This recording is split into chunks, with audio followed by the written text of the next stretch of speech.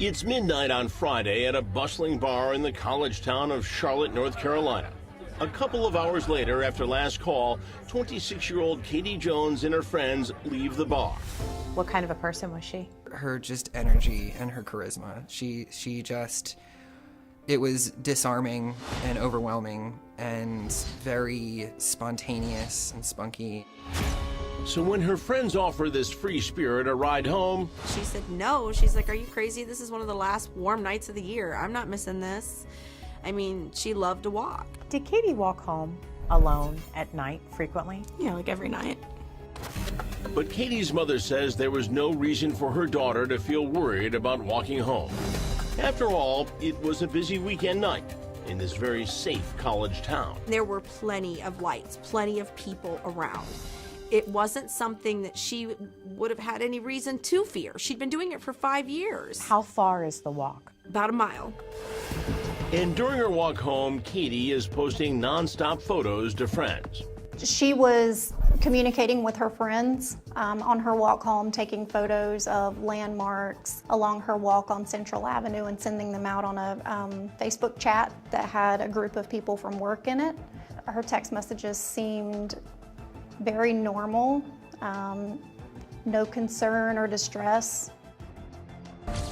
And according to her friends on the chat, Ketie appears to be dancing and singing. She was dancing all the way. She appeared to be happy and jovial and was skipping along, is that right?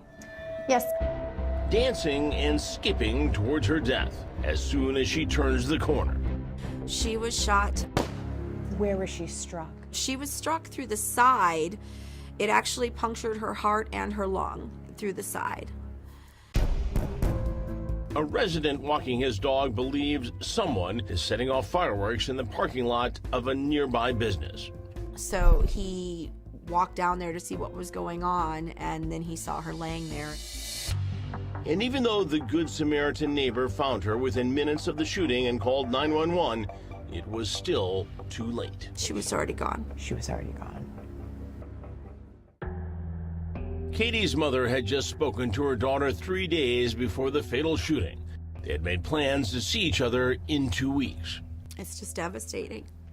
When you can't keep them safe, there's nothing you can do. It's done. Your chance to keep them protected and loved and safe is over. You failed. Right away, cops canvassed the area and interviewed neighbors and friends of the beloved 26-year-old. Were you able to uncover anyone who had any issues with Ketie? No.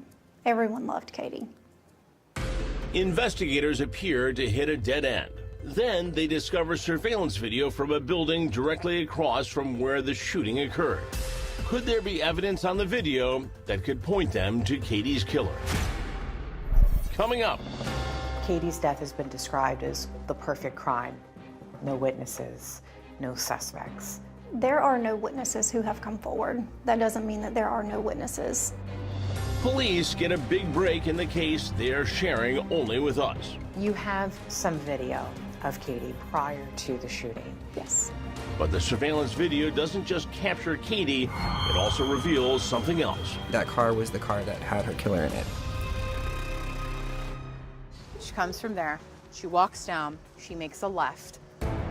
A left onto the plaza, headed towards Hamilton Place. Little does Ketie know, she's got less than a minute to live.